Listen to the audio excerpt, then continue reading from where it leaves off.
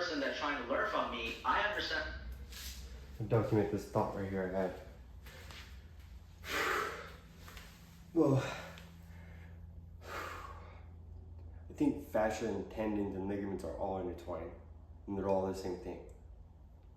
Chong talks about fascia and the tendons and ligaments fall under the heading of fascia.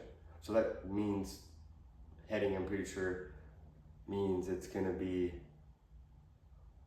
that's what it is. Like it's under that layer of fascia, and then fascia is like this. In like Graham Tuttle talks about this too, and Chong, it's like an endless web. It just surrounds your whole body.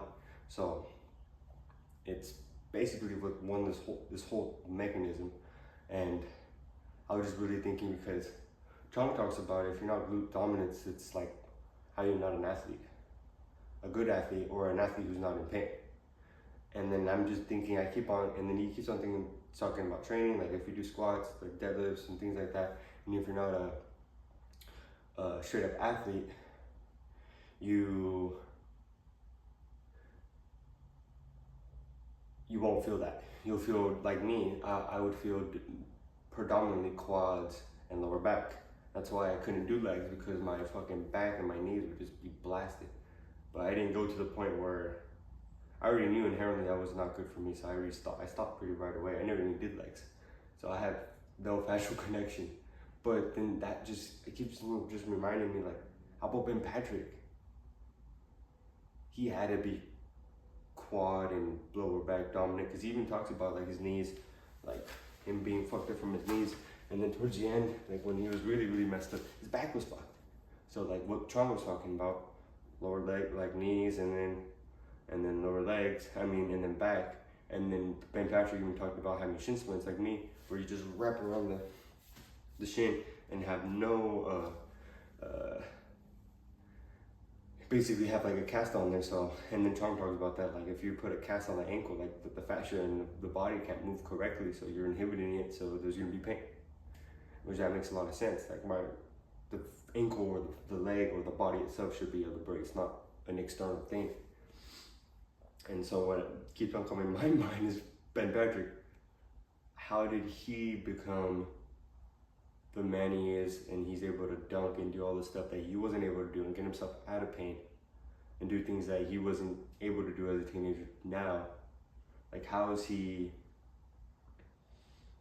able to do that without doing Chong's fascial training? Because I really believe that's real, and I've seen some videos of elite athletes just towel curling and feeling the glutes. So I'm curious if Ben Patrick feels in his glutes, or even just how I was thinking, like, well, first that I'll go on that first thought, like, oh, curious, like, give Ben like a 5-minute thing to do, like, take off your socks, Ben, and see if you can towel curl and see if you can feel in your glutes.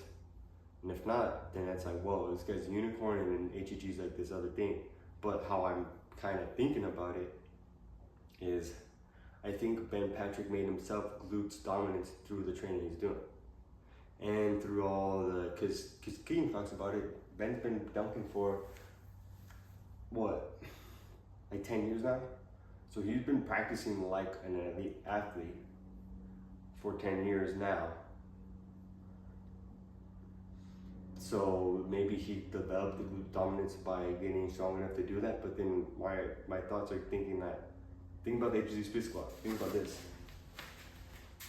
If you're doing a split squat,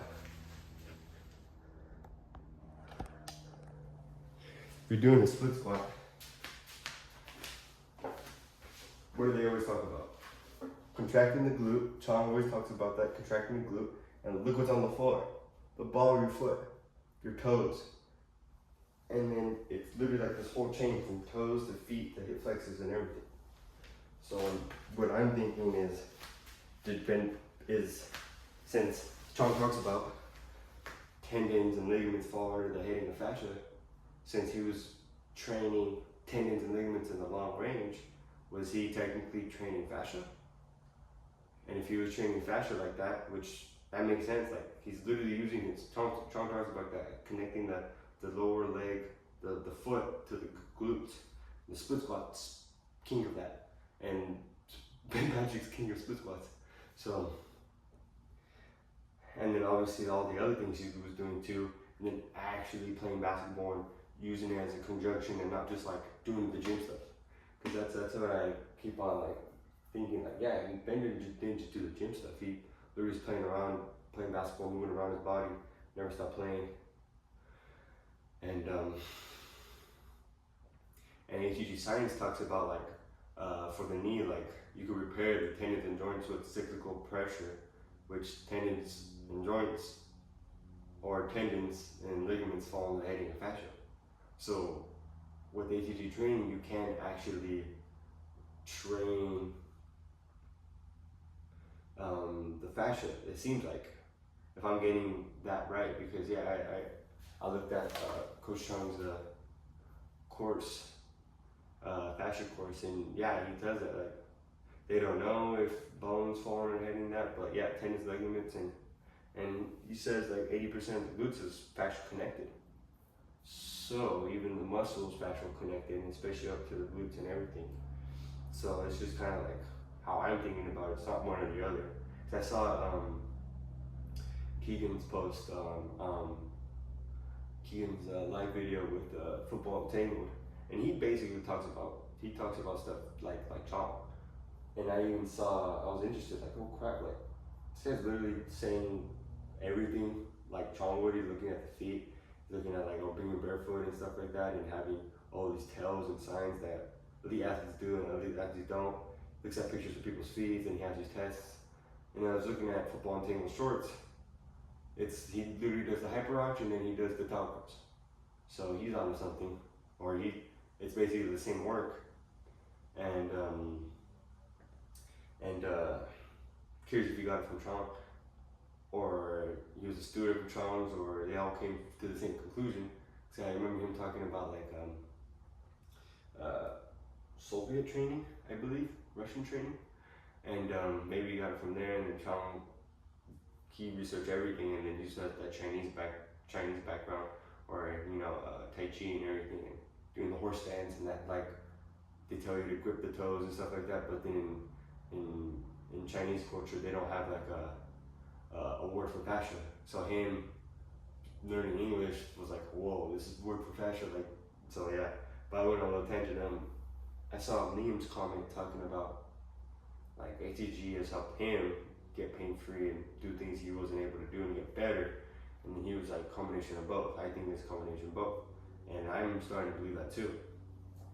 Because I think Chong's stuff is pretty freaking legit, and I think Ben Patrick's stuff is pretty freaking legit. So I've been focusing on that, and yeah, middle of my workout. I still gotta finish my workout, but I needed to get that off my chest. Since yeah, today I did the tacos and everything, felt really good, but I'll give an update on my YouTube. But yeah, I know I wanted to document this because yeah, no, it's pretty wild to me, and I think that's how it is. It's gonna be intertwined with each other, and I'm just super curious, like if Ben Patrick has glute dominance, or he's just a unicorn and he just like. But it makes more sense to me that he was training fascia in the deep, because short range is more muscle, and then deep, long range is basically, like Chong was saying, tendons and ligaments fall under heading the fascia. So he's training the fascia, and then not just training the fascia like that, he was putting the fascia into use, playing basketball. But it was a 10-year process, and Chong talks about that. Like, oh, it'll take you 10 years to do what I'm doing at your age, like to a 30, 40-year-old dude. So